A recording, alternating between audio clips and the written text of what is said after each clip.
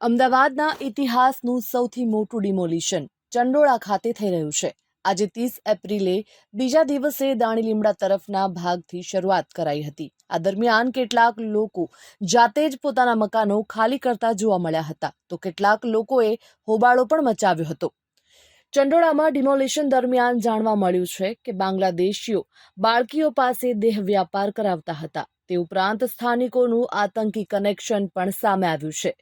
ડિમોલિશનની કામગીરી દરમિયાન પોલીસ અને કોર્પોરેશન વચ્ચે સંકલનનો અભાવ પણ જોવા મળ્યો હતો.